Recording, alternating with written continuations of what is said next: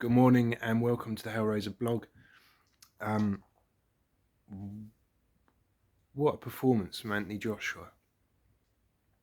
I did a prediction before the fight because I noticed that Ngannou, despite the fact actually I thought for an MMA fighter, I thought his boxing was not bad. I thought his boxing was pretty good against Fury.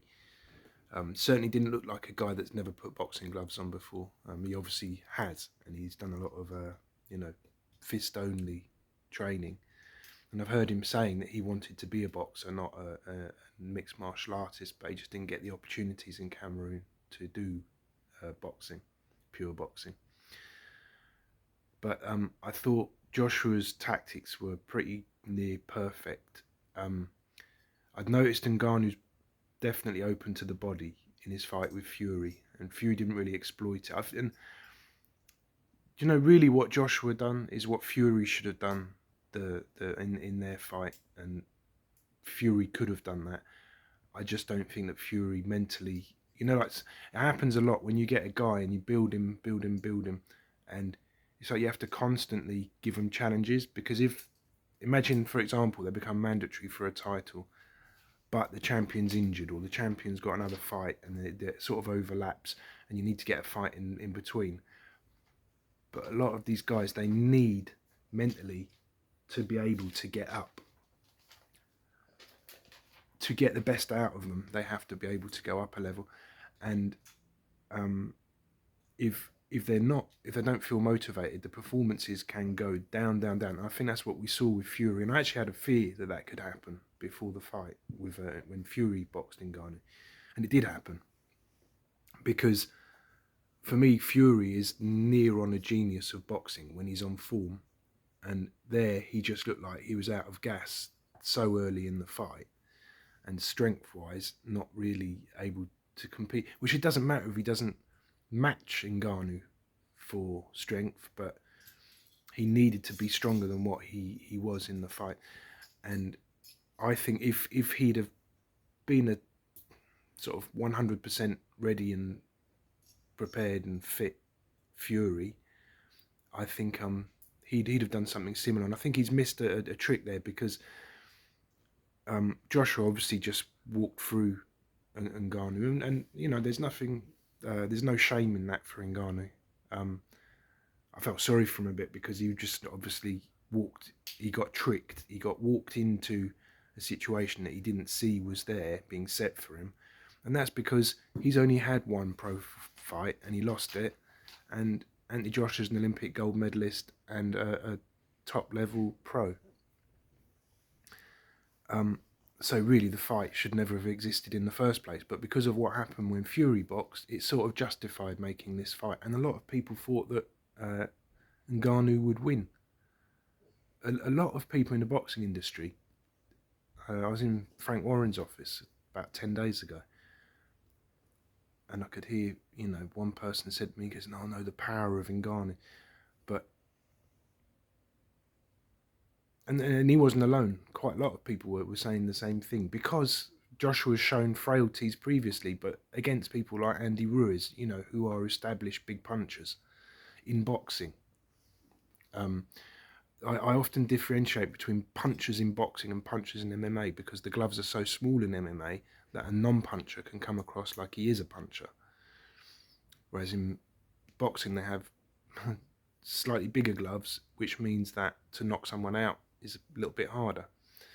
Anyway, I thought Joshua's tactics, I'd noticed when Ngannou boxed Fury, he was definitely open to the body, and not just to body shots, that by going first to the body, you can bring the guy's hands down, and he's too rigid as a boxer. Listen, I'm not going to slag him off, because I think he did pretty well, especially against Fury.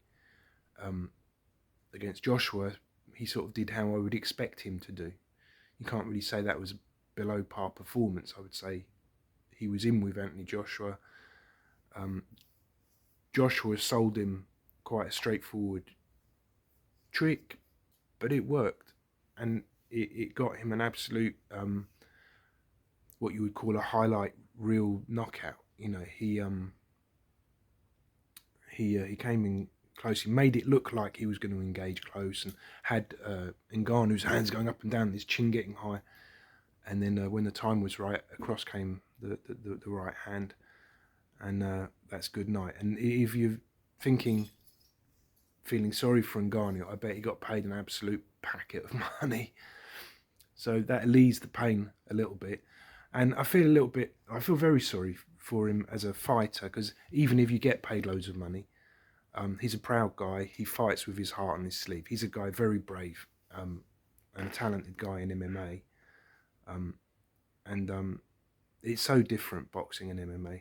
I mean, obviously there's knockouts and there's things that are similar, but there's a lot there that is completely, totally different. And you couldn't take someone out of the England rugby team and put them on the football pitch and expect them to compete. They wouldn't have a chance. And the same the other way round. But Ngannou did do that against Fury, and he tried to do it last night. In a way, I was happy, because I thought if he goes and pushes him, it makes boxing look really poor. But he didn't. What happened? And I actually think Joshua, if his life depended on it, could have done it quicker. But I think he was meticulous. He planned it. He eased his way forward, and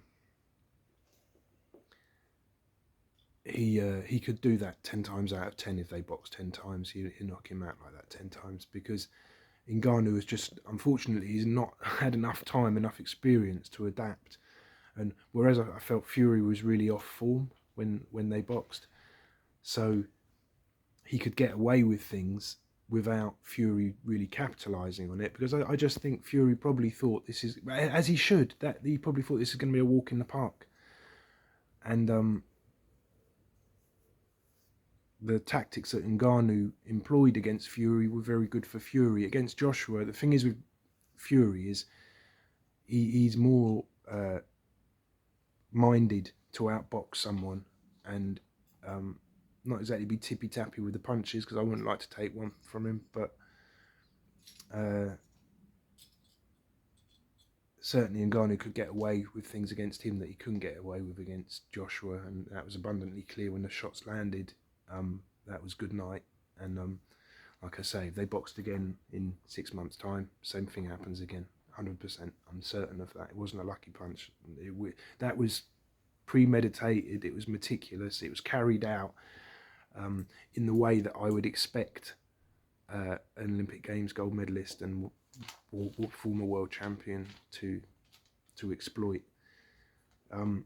So there we go. Joshua's back. And look, I think it's allowed Joshua now to get his foot in the door in the terms of making the fight with Fury. I remember some time ago, Joshua obviously was the world champion. He was up there and Fury was down here. And then over a period of time, that turned around.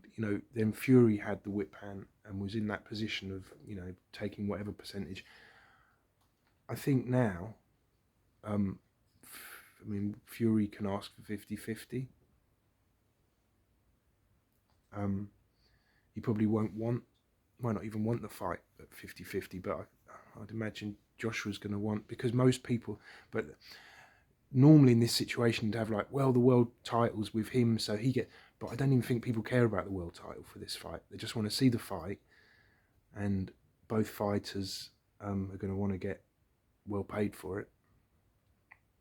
But certainly the momentum now, you'd say, is with Joshua.